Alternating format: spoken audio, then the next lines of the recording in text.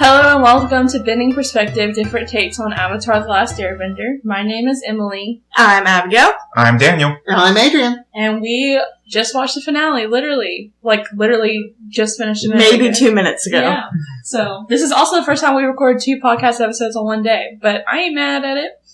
Alright, so Siege of the North Part 1 and 2. I kind of just want to... Can we just group them together? Can we just not summarize them? I don't know that we need to. Can we just talk about them? I mean, you need to watch it. Yeah. If you're listening to this without watching it. I feel like it's so complicated to summarize. It is. There's just a lot happening. So I say we just talk about it and then people figure it out basically. Should we read a quick little summary or something, maybe? Okay, so here's what you need to know. First off, you need to watch it. Second of all, the Fire Nation attacks the Northern Water Tribe, tries to kill the Moon Spirit, doesn't work out, a lot of fun stuff happens. Let's talk about it. Cool! Alright, so who wants to kick it off? I will request that we start our talking about it in chronological order. Well, never mind. Let's attempt at that. So, I don't even know. To begin with, it's really funny seeing how well Katara has yeah, we start with Katara waterbending. Katara has just, I mean, she progressed very, very fast. We actually don't know how much time has passed. We don't. But we know that, we don't know what the time is, but we know that it was the time for them to sail with their fleet to the Northern Water Tribe. No, that's a good point. So, assuming that Appa flies faster than those ships sail, which I would say is correct. Then they got there, ahead of them, but I don't think we're talking months and months. I think at most a single month. Yeah. At most. Maybe. I don't even think that because 2 to 3 weeks. Well, we get a little bit of a timeline next episode. Okay. So I don't think it was that long. Alright, so a couple weeks maybe? Maybe, yeah. But regardless, Katara progressed very far, very fast. Is Aang at this point, because it didn't seem like he was doing a lot of training, so is he considered a master yet? No. Okay, so why was there not a lot of focus on his training during this time? Because he's a little kid, and he was goofing off. Yeah. Yeah, when Paka was telling Katara, you've proven that with hard work and on dedication, anything is possible. And is not and a raw talent alone is not a substitute for that. And then he looked at Aang, who was just goofing around. Yeah. So Aang's just relying on his raw talent for waterbending. Yeah, which is, but now at least we know he has Katara to practice with. Mm-hmm. That's true. Yeah. Okay, Sokka and Yue in the first episode. They're still really liking each other, really digging each other, but Yue's still like, I'm engaged. How are we feeling? It's a little kid's cheesy love romance, so, I mean, okay. Yue gets on my nerves. Uh-oh. Yeah. Hashtag disrespectful. well, Sokka also meets his rival, Han. Yes. Who, Yue is engaged to. No, not so. And he's a jerk. Can we say that? Yeah, he's a jerk. He's also just he's not bright. He's really not smart. He's really not smart. He's not, and I don't know. I understand why Sokka's irritated. Yeah. I don't get why this match was made. Obviously, Yue's not in favor of it. What does this, usually political marriages, so that's the thing, though. There's, what foreign power? Yeah. They are the power. Yeah, they're very isolated, the Northern Water Tribe is. I don't even talk with the Southern Water Tribe anymore. Yeah, just the match doesn't make sense. Like, the Southern Water Tribe, as small as it did, sent warriors to the Earth Kingdom, but the Northern Water Tribe has done nothing. Yeah, that's an interesting point. That is a very good point. They did say they didn't mention that at all. Yeah, they're not helping the Earth Kingdom at all.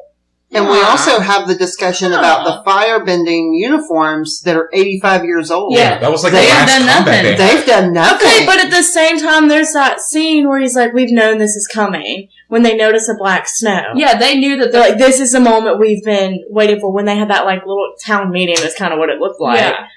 Oh, can we talk about, finish on that fault. Yeah, they knew the Fire Nation would come up to their doorstep, but they did nothing to help the Earth Kingdom's efforts. So even the Southern Water Tribe. So they were just isolated behind their walls of ice and saying, "Yeah, you can't touch us because we're big and bad, and just waited and figured they'd wait it out. Yep. Well, they kind of suck. A little bit, yeah. A little bit. Can we talk about the black snow? Yes. I loved that tool. And that it came back.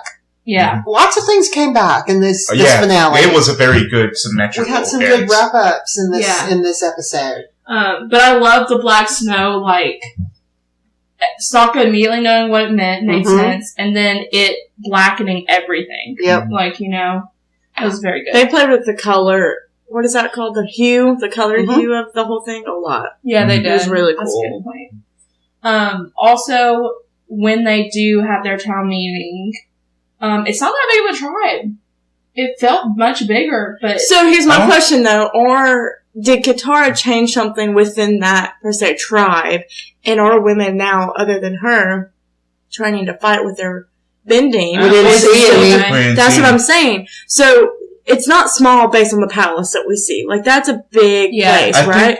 But they're only in that town meeting is only the people that they're willing to send out to fight. Are you saying that's just the warriors? I think that's just just the warriors / leaders. You saw a lot of old people there. I think there was a lot of the elders. So like a council, sort of. Yeah. They had a fair number of warriors. We saw quite a few over this episode. If that's just warriors, that's good. Yeah. And then they took a special group, volunteers only, for a dangerous mission. Sokka volunteers immediately.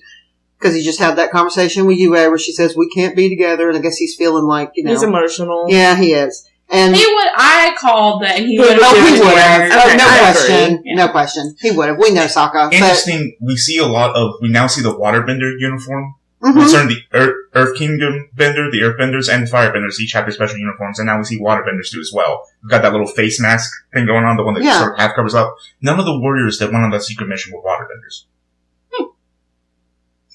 Interesting. So you're saying Yue's fiance is not a waterbender? He's not. He's straight up not. We ain't never seen like, one. Yeah, no he waterbender attacks or nothing. Zhao with a spear. Yeah, he does. Well, because that goes really well. It goes real well, by the way. Yeah, which is interesting because it's like, did they straight up just not want to waste benders on this? Like, they just figured it was too dangerous to waste benders on it, and so they just sent. Well, to be fair, like Sokka's a good example of Sokka's a much better, like close contact fighter than everybody else is. I mean, they did have to get in through the middle of a ship and like all that stuff, so maybe they thought. So, fiance boys unit, their job was to infiltrate the ship and murder Zhao. Yes. Though we can't say murder on the show. Sorry.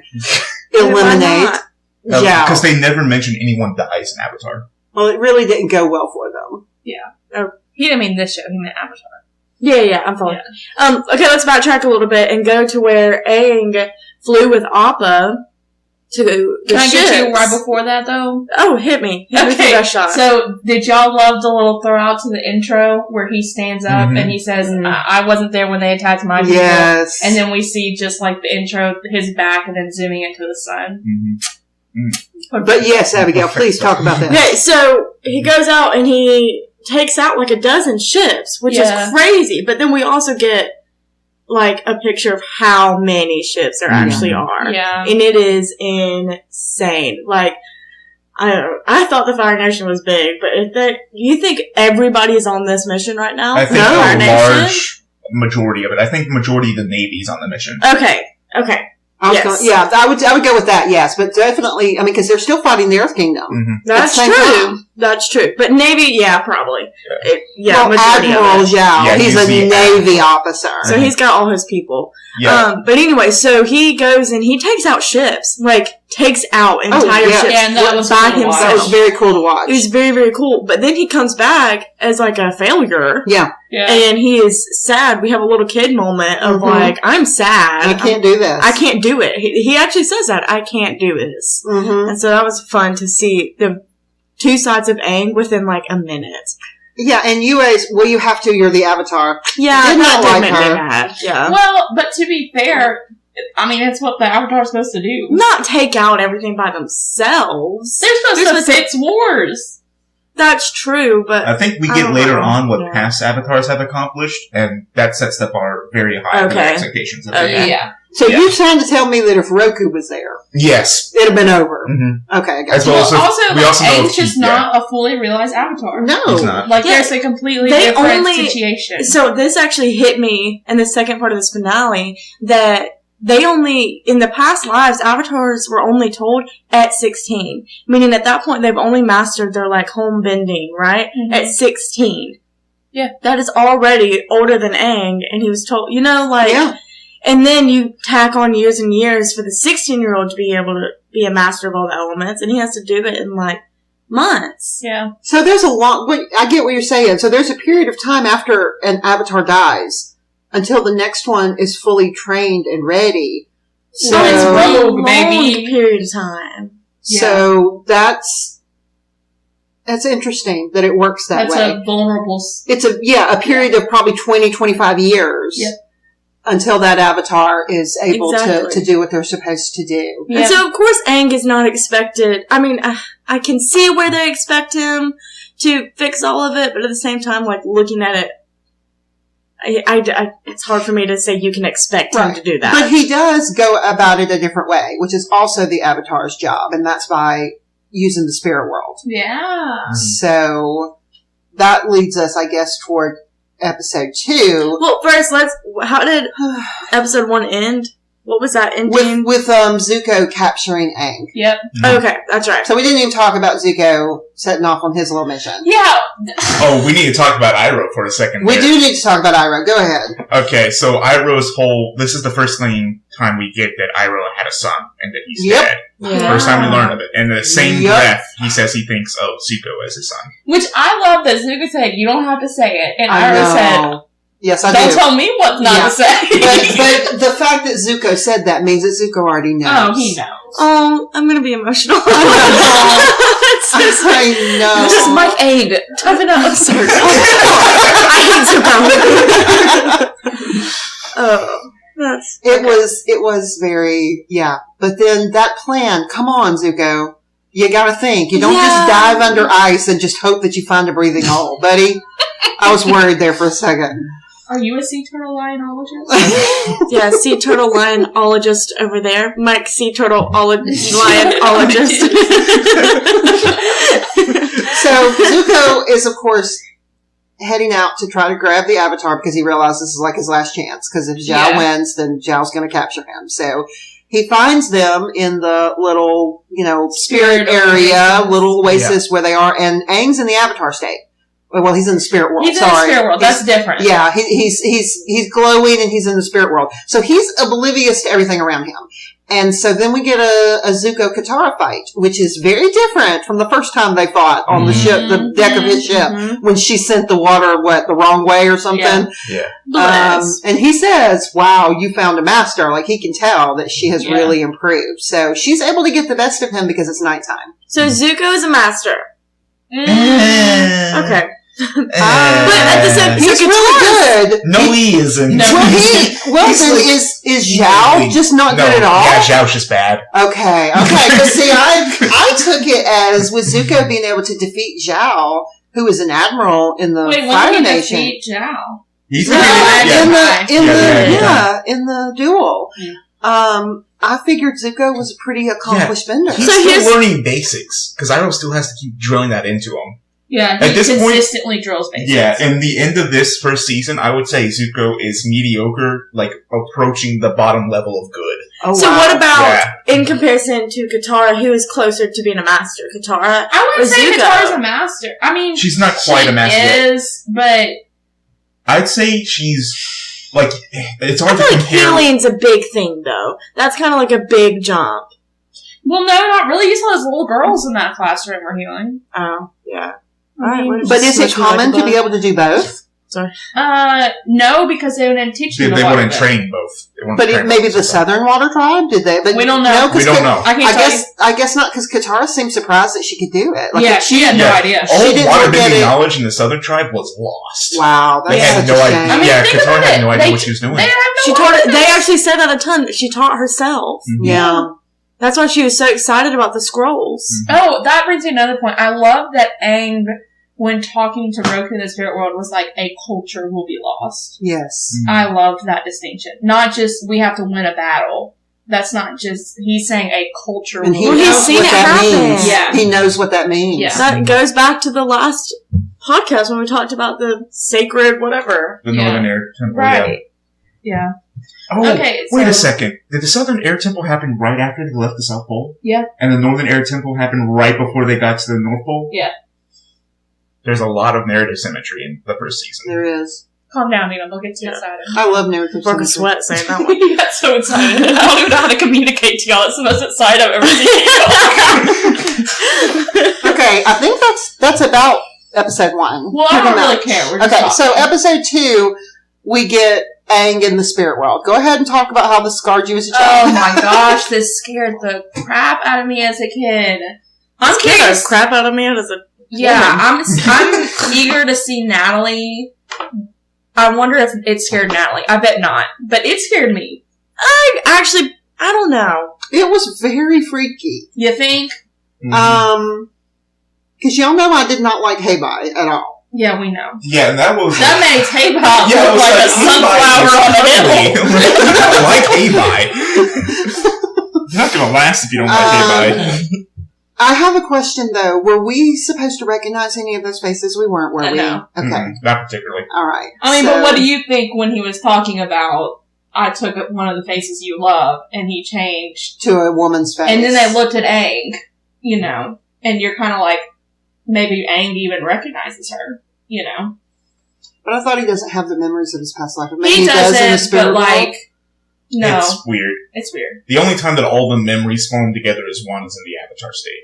Okay. Yeah. Well, it was freaky. I didn't like it. But it did have, you know, when it started talking about the balance, which I know is a theme, and then all of the different things that were in balance, the ocean and the moon, the push and the pull, the yin and the yang and the zuko. Okay. Hey, but you know what I'm saying? They have to exist together. And we saw Aang understands that because he refused to leave Zuko after he was rescued. Yeah. Mm-hmm. Which Well, is very Aang. Yeah, I mean, Zuko did the same thing for him. Oh my, No, who am I?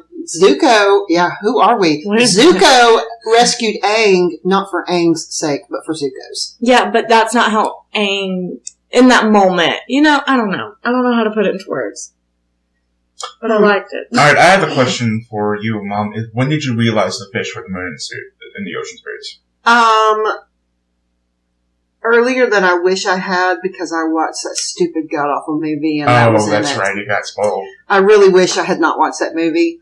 But I did figure it out fairly quickly because of that. I think without that, I probably would have, I don't know, I would have questioned, I think, early on why those fish were there. And Yeah. because Aang saw them kind of, you know, Circling He saw one another. make saw a them symbol. meld into the yin and yang symbol, I think I probably would have figured it out at that point. Let's talk about the library, little like flashback scene Okay, thing. Okay, we can't talk about the library too much, but I know that. Y'all act like I'm stupid. I don't know, but I don't know where you're I don't going. There's no understand basis for that library, library. in season 1. No, it's talking about him killing spirits. Yeah. So he finds a scroll when Right. when he's in the Earth Kingdom. Why I is this not a assume- big deal to y'all? It about was, to killing me. big spirits. Yeah. So Yeah. he finds a scroll about that. And then what was that throwaway line to Uncle Iroh about I know he's been to the spirit world or something How like dare you call that? that a throwaway line? Well, That you know, wasn't a throwaway line. so this is I guess a little bit of explanation why Iroh saw the dragon from the spirit world because Yeah. he knows he's been Well, there. I didn't catch that. yeah. Interesting. Zhao said, Did I've it heard have- rumors of you traveling to the spirit world. Did it have something to do with him losing his son? Did he go to the spirit world to try to find his son? I can't I say ain't know nothing. nothing. I ain't Can't know say Was nothing. his son I will say the that lightning I bolt? don't think. Okay, so don't No, think of the okay. spirit world as the afterlife. It's not the afterlife. No. Okay. It's just another plane of existence. The So, current time. yeah. Everything in nature has a spirit. Has a spirit. Okay, And yeah. they live in the spirit world. Okay. So But also, why co-exiled would, in the Why would Iroh travel there? I'm so curious. I don't know. I actually don't know the answer. I guess we might find out at a later date. Or not. So I meant to, if I'd had a chance, I would have rewatched this before we recorded, but when Iroh went off on everybody in the Oasis, did Zhao just slip out at that point? Yeah. Okay. There was like a little there. cutscene of him like sneaking back, cutting his eyes. So Iroh just took down every single one of those Fire Nation folks that were with Zhao. So, Oh yeah, Uncle Iroh was really good at bending. Yeah, so this is an example of Iroh's a fire master. Okay. Yeah, he's a master. He's arguably, besides Zhong, the only one we see. Mm-hmm. Oh, do you remember a couple podcast episodes ago when I was talking about how Aang was sitting like off center? This is what it reminded me of. I guess just because that episode with the yin yang thing, and he gets in the... And he's in the middle? And then it like pans out the same way it did. Cool. That's what it reminded me of. I had to tell you about that before I forgot. Alright, can we talk about we talked about it a little bit, but let's talk about the sun and moon distinction. Mm-hmm. That's the first That time was we huge, did that. and it happened like see that. immediately. Yeah, Guitar didn't even know. Notice that? She said, I always noticed that my bending she was didn't stronger. understand it. She didn't understand. Iroh knew it. Yeah, I remember.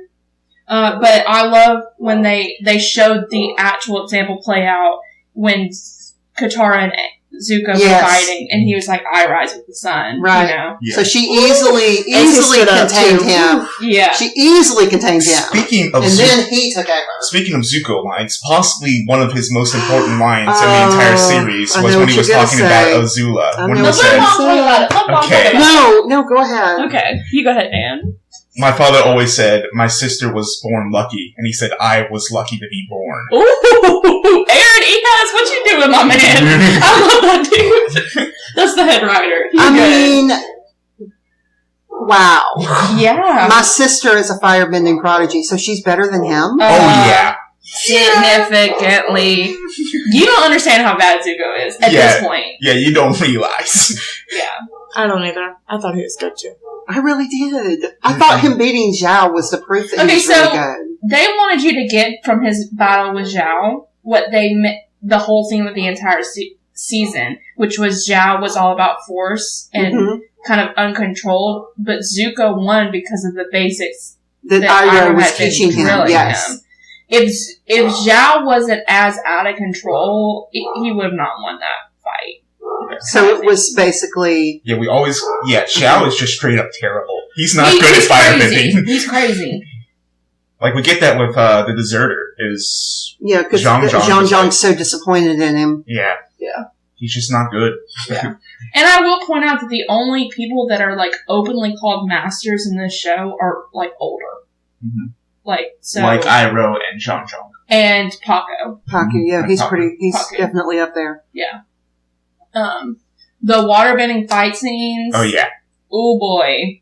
They're so cool. That was some awesome bending. When Pacu, like, went crazy and started going up his little spiral. And, like, defeating dozens of people at once. Yeah. And also his little in the air with water supporting him is just what Aang looked like on the second episode on Zuko's ship. Mm-hmm. When he was in the Avatar state. Yeah. So we get that that's, like, a very high-level water technique. Yeah.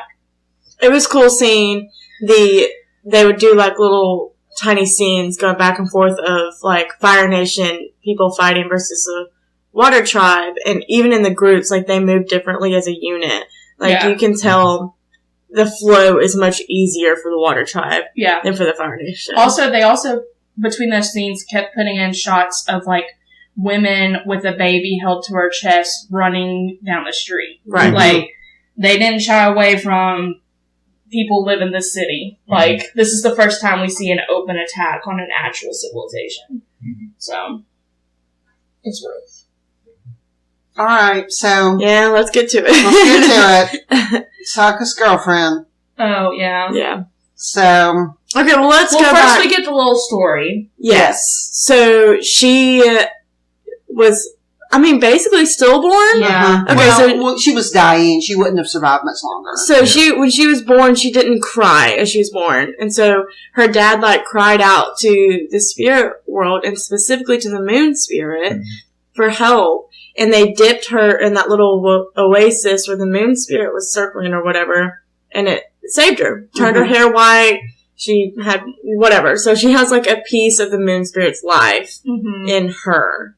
And so with that, yeah, I'm done. Okay, so that's the end of my thing. kills the koi fish that is the embodiment of the moon spirit in the mortal world. Now, I take it that this is unusual, that most of the other great spirits don't have a mortal counterpart. Said when Aang was in the spirit world, they chose to leave the spirit world and go to the mortal world very early. Right. So it's important to note that no one in the Northern Water Tribe realized those were the moon and the ocean spirit. Wait, for real? Yep, they didn't know. Because when Yue leads him into this oasis, she says, this is our most spiritual place. I'm not exactly sure why. Yeah. They had no idea. They have no idea. Which makes sense. The spirits wouldn't let them know that. Yeah, it was so long ago that they forgot. But someone knew because someone wrote that scroll. Yeah, someone knew. Yeah, in an underground library. How strange. Very strange. Okay, stop. I can tell something's coming up later. But anyway, so what I found interesting about that whole scene is that the person who comes up with the idea is Iroh. Yep. That's not surprising. He says, you've been touched by the moon spirit. Yeah, he could see it. Yeah. Because he's spiritual in some way. And also, can we back up? Okay, let's finish this. So, yeah. They kill the moon spirit, then Yue steps in and becomes the moon.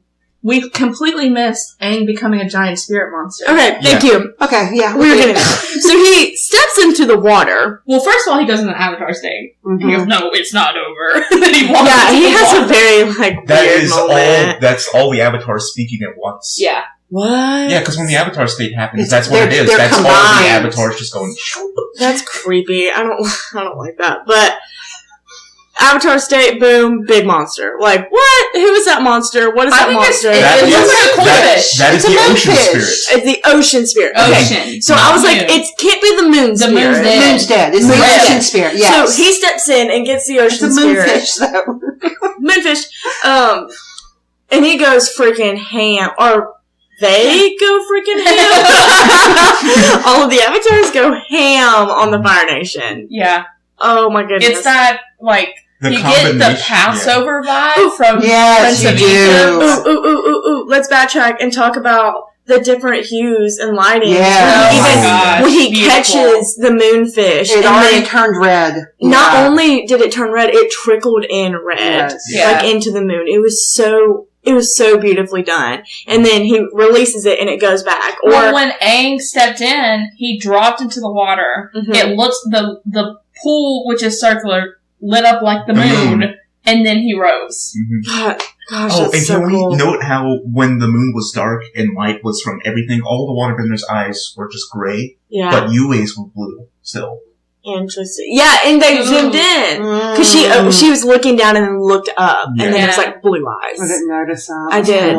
I didn't drive significance to it. But yeah, so the people of the Water Tribe were bowing, and the Fire Nation were not, and they were just I kind of got emotional watching them bow. Yeah, I know. So it was.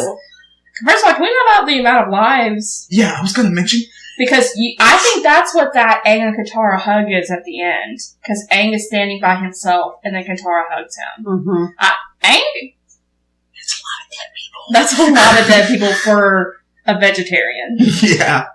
Oh, bless, I didn't even think about that. Yeah. Wow, I am emotional this episode. Oh my god. Wait, can we talk about the Eldritch, horror bit? Oh, when the ocean spirit, after the Avatar, after Aang stopped being in the Avatar state, reached up and took Zhao.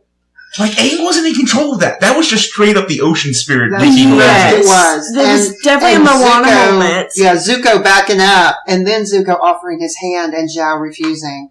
And that comes back to what Zhao said earlier in the same episode. You should have accepted your disgrace and defeat. Yeah. Oh boy. Oh boy.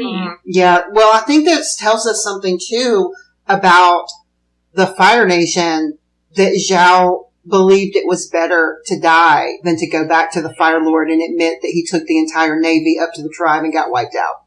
Yep. He wasn't about to go There back. are very few ships left. Yeah, he wasn't about to go back and tell the Fire Lord that he failed like that. Also, we got to see a lot of narrative symmetry because we got to see how that ship ended up in the Southern Water Tribe. Yes, love that. How that happened.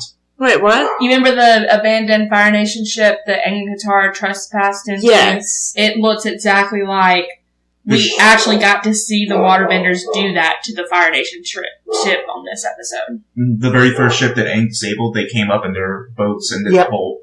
It was exactly the same. Yeah. Cool. Yeah. Alright, what else? It's interesting that the Water Tribe doesn't have bigger ships.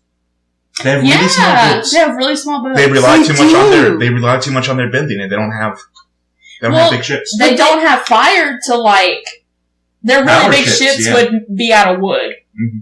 Right, and then are you going to have benders constantly, using propulsion? At least the fire benders can start the fire, but the coal can keep it going. They don't have to stand there and bend constantly. Well, and they make it clear in the very beginning of the season that the Fire Nation are the only ones that utilize that kind of technology. Yeah. Like, that's kind of a precedent. That's just how it is right now. It's because they're so big and powerful. It's just the energy source thing. Right. Yeah. Yeah, can we talk about... I want to hear your thoughts on Iroh's true intentions, Mom. Because you could argue that he had plenty an opportunity to grab Aang. 100% he did. Yeah. So what are your 100%. thoughts? And Aang is always, we've seen it just a couple times, but I think we have a precedent for him being kind of tired and weak after he goes in the Avatar state. He faints every time. So this would be the prime opportunity to grab him and run, and he did not. Also, I did find it very significant that he said the words, "I am no traitor." Mm. Right? Iroh? Iroh. Yeah, I am no traitor because the Fire Nation needs the moon too. Right. So he takes his hood off and steps forward, revealing himself completely, and says the words, "I am no traitor." He does not believe that what he's doing is against what the Fire Nation needs. Or should be. And I wonder if that means, obviously, as far as his brother is concerned, he is a traitor, because we have the ending scene. We will talk about the ending scene in a minute. But as far as Iroh, I think whatever they're not hints, we're getting strong indication that he is spiritually aware. And he knows that destroying the moon would be a very bad thing. So he's definitely standing against Zhao in that respect. And I guess he is a traitor because, the whole Fire Nation's been told to capture the Avatar right now. And it's interesting because he actively helps Zuko go after Aang. He does. But when he is literally on his knees next to the Avatar, he is just sitting there side by side with him. Because what the Avatar is doing is what he knows is right in that respect. And that is to restore the man. So, I guess what Emily's asking is, why is he going along with this with Zuko? Yeah. What's his whole big plan? So, my question to you, Mom, is, just obviously, Iroh doesn't agree with what his brother is doing. No, he doesn't. So, why is he trying to help Zuko get the Avatar? It's a very good question. Mm-hmm. It's a very good question. I think this is just going to be... I'm just interested in hearing your thoughts throughout the series about Iroh's intentions. Because, also, me and Dean, to be clear, me and Dean will have questions about that, even after finishing the series. But I don't. He's just an old man that really likes playing show. Okay, whatever. That's some bull crap. He's so proud of that comment. Yeah. He really likes the Lotus Tower. Yeah. Daniel, God, I'm worried. Okay, so, anything else to talk, anything else to talk about? He is a Lotus. What do you mean? I don't know. Well, before the ending scene, we have Iroh and Zuko on a little makeshift boat that they've created. I like Zuko, so we'll just lay down. He plops down. Well, another callback. I love the symmetry. Like Daniel said, another callback, a man needs his rest. Well, this is the first time Zuko said, "I'm tired." He did. Mm-hmm. Oh. He did. Yeah. And Zuko really had an opportunity as well and just left. He went after Zhao. Yeah. Because he was tired. Yeah. He did go after Zhao. But then he went after Zhao and then tried to save him. Mm-hmm. Zuko confused, y'all. He is confused. I mean, that much you have to understand. Do we think that he was planning to kill Zhao? I don't know. I mean, firebending at someone isn't kumbaya. Yeah. So but then I think he saw Zhao within himself and he didn't like that. I think there's a big difference between I'm fighting you because we're at odds and I'm going to let you be destroyed by an eldritch horror spirit monster. There's a big difference. Also, can we talk about how Yue said, "Oh, you can ask them for wisdom," and Aang was like, "Or they'll release a big spirit attack," and they actually just released it. Wow, I didn't know that. And they did, yeah. I didn't put that he doesn't actually talk to the moon in spirit at all. He does not. But we got to see our good friend Heibai again. Yeah. Hey, what's up with the monkey? Yeah, that monkey is something. We gonna see that monkey again. It's Rafiki. Simba. It is something. I know, because we saw him twice. We saw him too much, and he was funny. Yeah. That monkey's somebody, for sure. It's Rafiki's cousin. Roku appeared differently. He appeared, like, as a reflection. Okay, so, I'm glad you brought that up. The entire the spirit world encounter, I was very confused. It looked like a video game being played out, with, like, limbs just disappearing under him, and the way Aang moved was way different. Well, the animation's different. He cannot bend. So this is a good time to point out that it looks so different when Aang is in the spirit world, because you don't realize how much being an airbender affects Aang just literally walking. Like, all these times we see him, like, float up when he stands up. Right, they're subtle, but you just notice it without realizing what you're noticing. Yeah. Literally, maybe that's why it threw me off so everything much. Aang does is light. Like, everything is so light and... airy. Yeah. Oh, gosh, she blacked her own joke. Well... Okay. Have we got to the point where we're ready to talk about the final scene? Sure. I mean, we can talk about other things besides it. True, but, okay, so...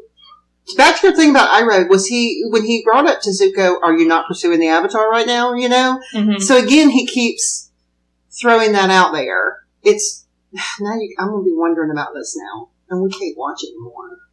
We can watch the next 3 tonight. Yeah. Well, Abigail can't, but... We do that all the time. Yeah, that's true. We can. But, and you're working tomorrow, right, Dan? Yeah, I'm working Saturday. Oh, okay, well, it's not tomorrow. Good job. Okay. Hey, I'm a teacher who's off for the summer. I rarely know what day it is. Would you get to what you were going to say?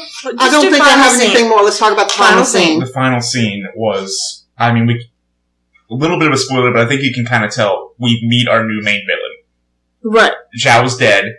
Long live Azula. No, he's not dead. I'm sorry, Zhao is no more. Zhao was taken by the eldritch horror for a spot of tea. And is looking for Maui and his fishhook. Azula. Mm-hmm. This is the one who was born lucky. So can we talk about age? Do we know how old she is? I'm sorry, I'm yawning. I mean... Younger than Zuko, not very much. Zuko. Okay, what was the line again? Say it again. My sister was born lucky. No, it's better when Daniel does it. Go ahead. My sister was born lucky. I was lucky to be born. My dad says. My dad says. He didn't say it. He said, my dad says. Which, first of all, screw him. Yeah. I don't like this guy. I barely met him. You don't like this You don't like war-crazed dictator. Burns his own son's face off. I don't like him at all. Can we talk about how we haven't seen his face? Still haven't seen his face. Yeah. Oh, I noticed that. I love that. Yeah, that's good. Also, I'm a little sorry in a way, just completely divorced from the story. I'm sorry to see Zhao go because we're going to no longer have Jason Isaacs voicing him because he did a wonderful job. Okay, anyway, moving on. His voice acting was excellent. Yes, y'all know who he is, right? No. It's Lucius Malfoy. It's Lucius Malfoy really? From Harry Potter. Yeah, using an American accent, obviously, but yeah. Mm-hmm. Okay, cool. He was really good.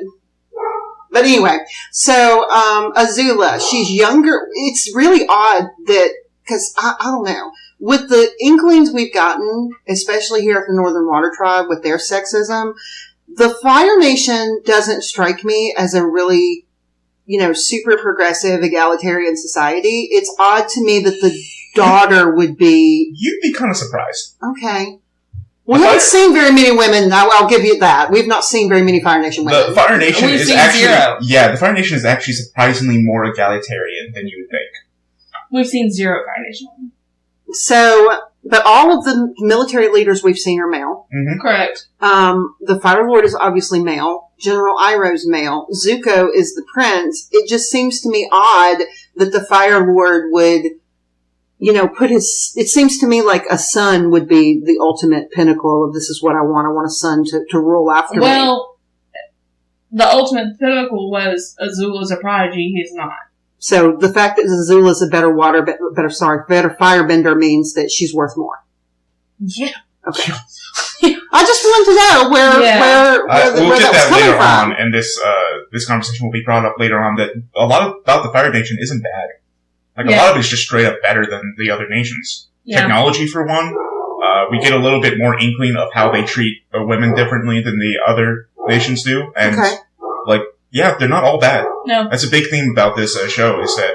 Yes, and I love that. Yeah, there isn't the like you get in the like your Star Trek universes where the entire race of aliens is all one thing, right? They all value one thing. No, these are all different. We see zealot Fire Nation soldiers, and then one episode we focus on deserters. I mean, we see that there's nuance in all of it. And they're not scared to basically call out the Northern Water Tribe for doing nothing either. Yeah. It's a very good point that the Northern Water Tribe does nothing. Until at this point, because they are going back to help the Southern Water Tribe. That's sort of kind of implied that they're getting back into world politics altogether now. Yeah. Well, they're kind of forced to because their walls were literally broken open. Yeah. Yeah. Well, arguably they could just rebuild the wall and continue on another 85 years. Yeah. It's a very Wakanda situation. It is. It is. Yeah. It is. Yeah. Yeah. But, yeah, it's Let's cool. hide from the world up here in the North Pole and nobody will bother us. We're fine. Let's preserve our culture. And then, in the end, they open up and they help the cause, basically. So, yeah. Cool. Alright, so at this point, let's just give let's just go through and give the state of the characters as we know them. Because we're in the end of the season. We are at the end of the season. So let's talk about how Katara has changed this season. Well, obvious, her bending has improved tremendously. Yes. Specifically over these past 2 episodes. Yeah, her bending's awesome. Her bending's amazing. She's motherly and she's a planner and optimistic. Like, she sees the good in everybody. Yeah, so you could argue she's naive. Oh, yes, absolutely. The Jeff episode was the Jet episode, yeah. Who's Jeff? Jet. You said Jeff. You said Jeff. You said Jeff. Hey, Natalie, did she say Jeff? No. I'm just going to edit it out. Okay. We'll fix it in post. Okay. So, anything else to say on Katara? Where would you like Katara to go? I would like her to stop being so naive. Fair enough. It's bad. Mom, you have any thoughts about where you would like Katara's character to go? It's complicated because part of what Daniel's talking about, that's part of her charm. That's part of what makes her her, to lose that. I would like to see her continue on this path of standing up and kind of claiming her own agency and everything, which she did in these last few episodes. I'm not going to not be trained. I will find a way. And I can, and in this episode too, when Yue was talking about it, when she made the claim before Zuko came in, I will protect Aang. I will stand here and protect Aang. Which she did. And she did. Yeah. Until the sun rose. Yeah. So I would like to see her just continue to get stronger in her sense of self and ability to stand up and do what she wants to do, or I wouldn't say what she wants to do, but what she thinks is right. Yeah. Alright, let's move on to Sokka. So, he changed in a way that I think he really became... He matured. He matured a lot, and you definitely see leadership qualities. You definitely see the tactical, whatever. Yeah. Strategy. Yeah. Yes. So, I think for him, I just want to see him get better at all those things. Yes. I want him to embrace fully being a warrior. Yeah. So I was actually, in this episode, I was really looking forward to seeing him lead them. Yeah, and he really on the boats. And he didn't. He kind of got kicked out for starting a fight. Yeah. So I really am looking forward to, and I'm sure it's going to happen, him leading people into battle. I think you're absolutely and I really want to watch that. I'm with you 100% on that, Abigail. I want to see him, since we saw it kind of set up here, and then he failed. I want to see him do that and succeed. I want to see, because we've seen him try that since episode 1, when he tried to be the leader of those little kids and building his watchtower and all those things. But we haven't seen him actually stand up, take control of a group of warriors and lead them. So, I mean, eventually, I'd love to see him doing exactly what they started to set up here. Maybe leading some covert mission and using his intelligence and his wits to be able to be successful in something that benders could not do. Because I think we need to see him excel and not be looked at as he's weaker than because he can't bend. Yeah. So I would like to see that. And I'd like to see him get a friend. I'd like to see him I'd like to see... He always has Momo. I want the 3-0 to have somebody with him that Sokka can be friends with, because it feels like he's kind of left out of everything. He is always constantly just crapped on. Like, throughout the first season, like, constantly, it's joke after joke at Sokka's expense. Yeah, but I feel like you definitely, throughout the season, you definitely got... They do a good job of subtly making Aang and Sokka closer, I think. It's getting there, but it's still not, his relationship, of course, is there with his sister, but he's still the odd man out because he can't bend. Yeah. They share so much that he's not able to. And I just want to see him, like I said, be successful in something that a bender couldn't do. Yeah. To see that he's valued and that he's worthwhile. Here's a question. Who's more impulsive, Katara or Sokka? They both are. I think Katara's more impulsive. I would say that as well. Yeah. Alright, let's move on to Zuko. How has Zuko changed throughout the season? What developments have we had on Zuko? Y'all can have that, Mike. So, Zuko's main development throughout this is, I guess you would say, almost patience. He's working on it. Yeah. He's not so hot-headedly after the Avatar 24/7. I think he's also starting to think of people other than himself. He's able to, we saw that in the storm, where he had to prioritize his crew's life over getting the Avatar. We have seen a little bit of growth there in I've got to think of other people. A little. It's still not where it should be, but, it'd be boring if we had all of our growth and development in one season. We obviously have a ways to go. I need... what do you want? I need Zuko to stop defining his worth through his father's eyes. Ooh, she said it, though. She said it. Very poignant. I might get that tattooed. That's what I need for Zuko. Yeah. And I'm sure it's not going to happen anytime soon, and it's also going to be a very painful extraction to get him away from that. He's not going to go down easy. It's going to hurt. But I think at some point, he's going to be able to stand on his own 2 feet and say, it does not matter what my father thinks of me. And that's going to be a great moment for his character. Yeah. All right. Last but not least, our boy Aang. How's he changed? Oh, so much heartache. Yeah. So much grief. It is really interesting about how much grief is present in Aang. It's terrible. For such a young and really happy character. Yes.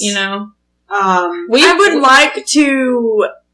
This is weird to say because I know it's a kid's show, but I would like him to actually, face that grief and be like... Yeah. This has all happened to me at once, But we see a lot of him goofing around, which is good. I think we need to see that because it drives home the point of how young he is and how big... that even drives home the grief even because it shows how young and naive and dumb really he is. But I don't know. He's constantly running away. Mm-hmm. Yeah, he's still constantly running away. And the waterbending was the episode with Master Paku was also a form of that. Katara is much better at this than I am. I'll sit over here and play with Momo. I'm not going to face that right now. Yeah. I think that was just him being apathetic and not really caring. Yeah. I don't know. Because I don't think he was fighting Katara. You know what I mean?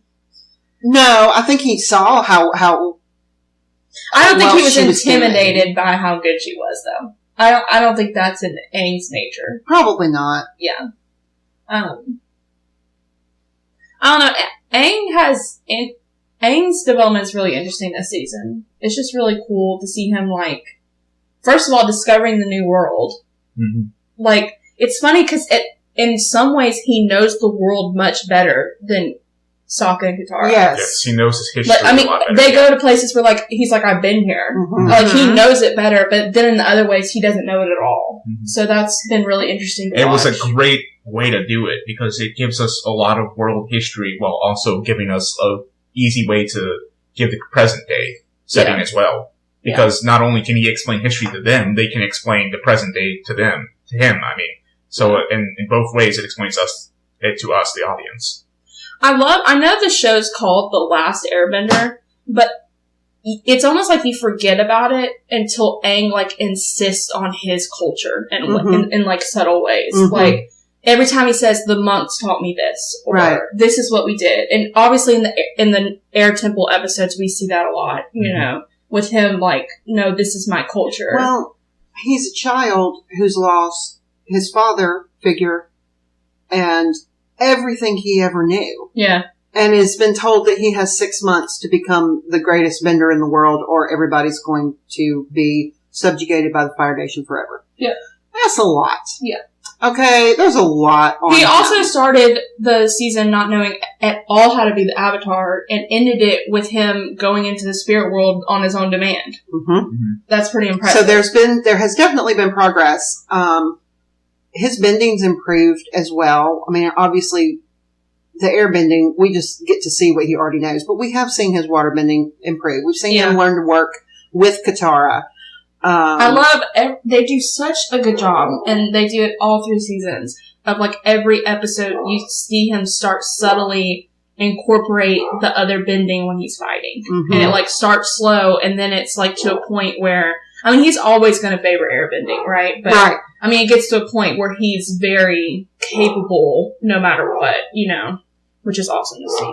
And we're already off the subject. I hate to backtrack, but I did want to point out that I found the resolution of this episode really surprising. I expected he would go into the Avatar state and he would pull out some monumental water bending that nobody's ever seen before, and it would be Aang. And the fact that it was really the embodiment of the spirit that did it, not him, I like.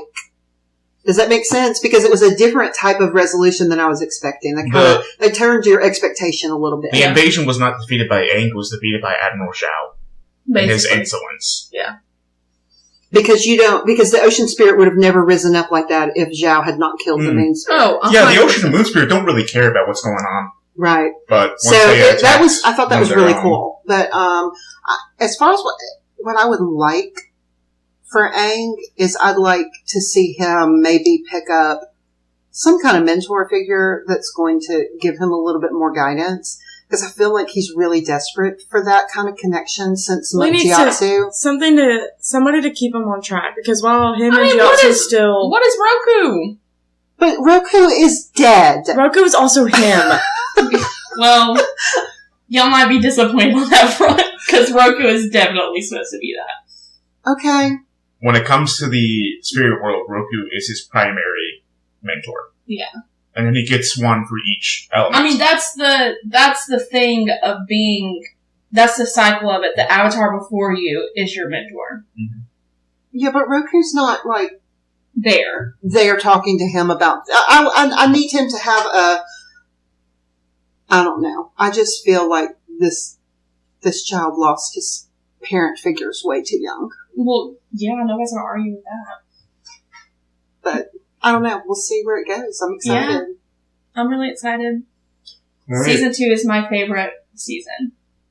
The plot lines in Season 2 are my favorite. So, woo! So excited. Alright, Daniel, it's your turn. Oh, crap. I usually have a lot more time to prepare for this one. Wait. We're skipping everything else? We're not doing favorites? Are we not going to do our favorite of the season? Favorite of the season. Yeah, okay, well, that's a big deal. We're not going to pick between the two episodes. No.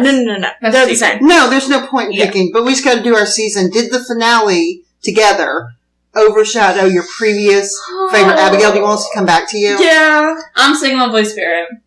I love the Blue Spirit. My favorite episode of the season by far. I have to say Blue Spirit as well. Yeah. What about you, Abby? I don't know. Well, you have to pick. Abby. Emily.